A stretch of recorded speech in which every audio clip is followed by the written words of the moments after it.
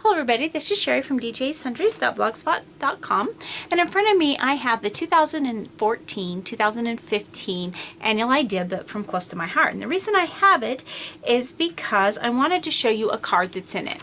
I will just bring it up, and this is the card that I'm looking at right there. Now, the very first time I ever looked through this catalog, I knew that I wanted to make that card. So I bought the items to make it. It required using the Artfully Sent cartridge, and in fact it was one of the cards that we made for my card club for Christmas in July. We made 3 different cards that month, or 2 different cards I guess that month for Christmas in July, and this was one of them, because it was so beautiful and it turned out beautifully. I'll show you those in a few minutes. But I decided, as I was thinking through this, I thought, well, what about people who may not have a Cricut cartridge? Could they do something similar and make this beautiful card? Obviously not exactly like the Cricut cartridge one, but something similar. So I decided, well, let's play with it and see. So I pulled out the supplies to do it.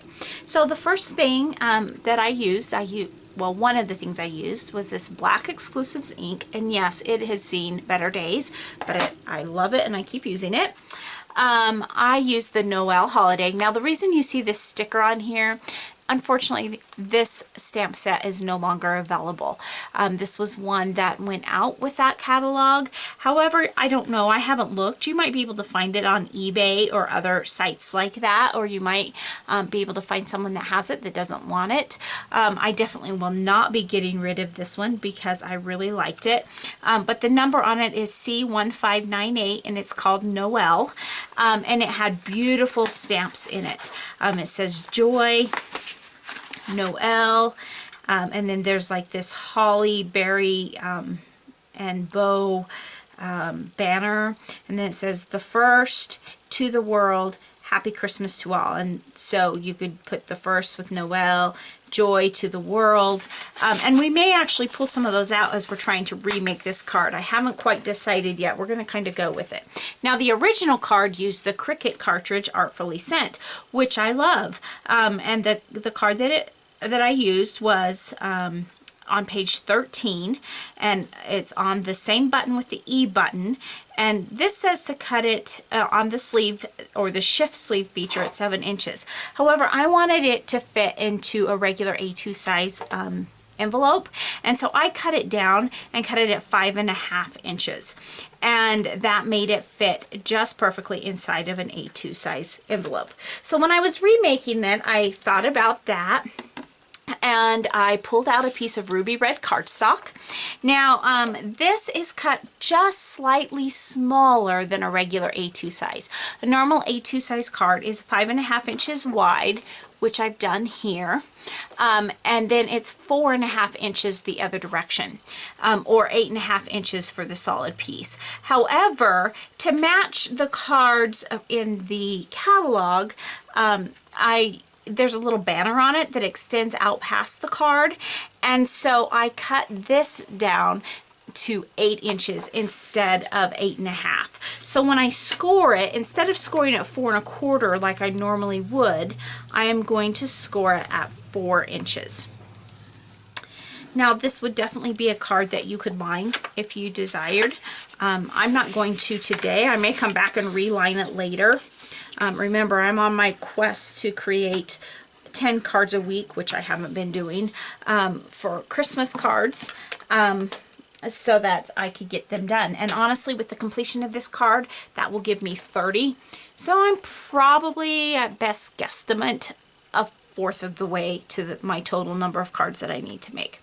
So anyway, so I've got now a 4-inch wide card by a 5.5 inch tall card. Now, if we look at the inspiration card, and I'm just going to pull one that is similar to the one in the picture. and it's right here, which is gorgeous with this filigree on it. And I will not have that effect, but I can put together the rest of this very closely. So the next thing that I had on this particular card, and I think this one was using cranberry instead of ruby, I'm not sure.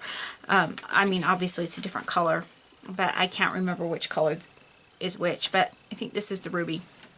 So what I did is they're the same size. You can see they're exactly the same size that way. And so then I cut a banner. So what I've done is I have this nice piece. It's 3/4 inches wide by 4 1/4. So as you see, it's going to extend over the edge. But it will still fit in an A2 size envelope because the 4 1/4 is the right side. But before we do that, the next thing I wanted to show you is this piece of printed paper. Now, this piece is from the Yuletide Carol pack, which also unfortunately is no longer available. And I do promise soon I'll be making cards with the new Close to My Heart pack. But I really like this card and I wanted to make it. So this piece I cut at 4 inches wide. As wide as the card, and then I cut it, I can't remember how tall I cut it. Let's pull a ruler and see. It is 3 inches. Now in the other cards, the filigree cards, I actually cut it at 2 3/4 inches, but this one I cut it 3 inches, and after I realized it, I thought, you know what, I need that little bit of extra room because remember, we don't have all that filigree. So we're going to just tape that down just like that, and then just line that up at the bottom. I'll make sure the music is right side up instead of upside down. I don't know if anybody would ever notice, but I know that I would, and it would just not work to send it to somebody that was a music person, because then they would probably notice too.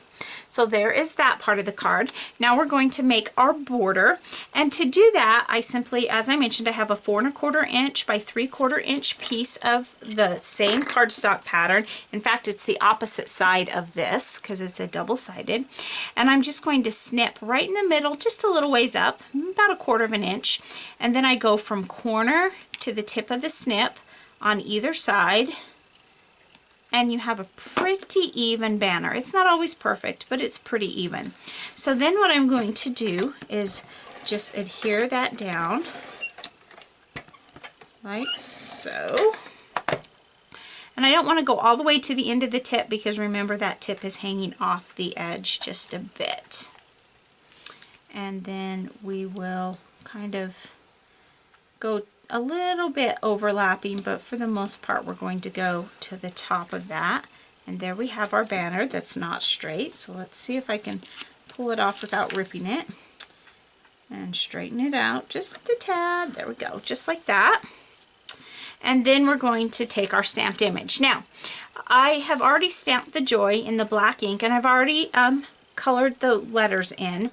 And the pens that I used for that, I used the Barn Door for the red because I don't have a red Shin Hand Touch marker.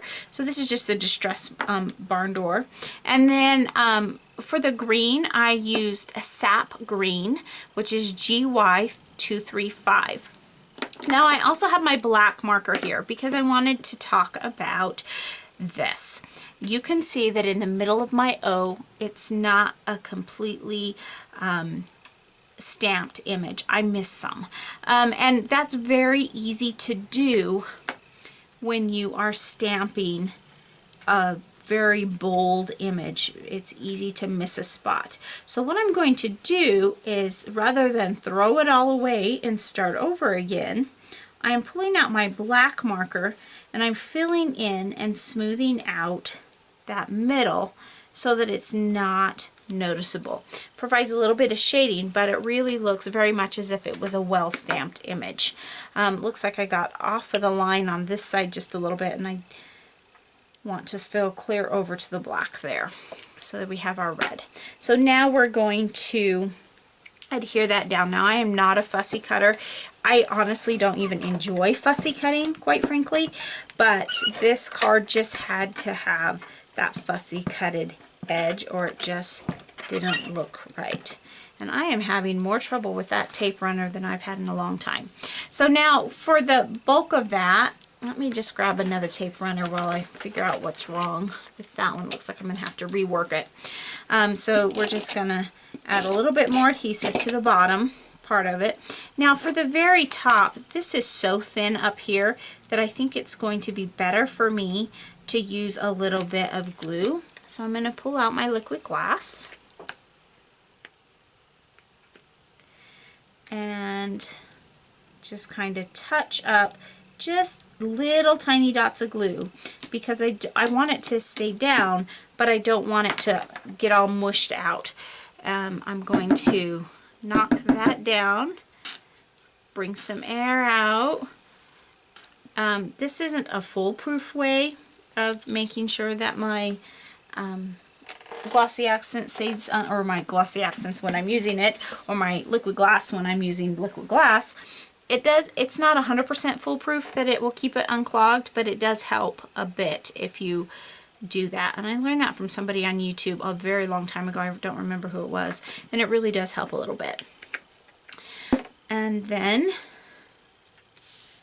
we will adhere it down just like that. Now this is what we have, the comparison to look at, and this is pretty. It doesn't have quite the dainty elegance that this one has, but this is still quite pretty. And there's one more thing that I think I will do to provide a little bit better balance to it. I am going, actually there may be a couple things I'm going to do. The first thing I'm going to do is I'm going to find the To the World stamp that came in the stamp set. And grab the block over here somewhere. It's a little bit too big a block, it's just quick at hand. And let's go ahead and stamp To the World. And that will help provide a little bit of balance in that lower part of the card and clean up some of that, all that blank space that's down there.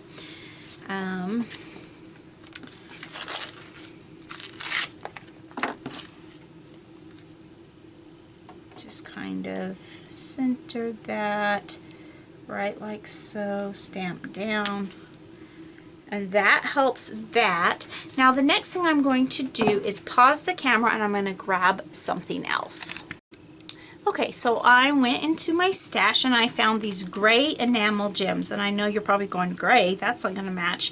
But actually, if you look at the deepest tone of the gray, it actually is a pretty good match for the greens that we have going on. They're in the same tones.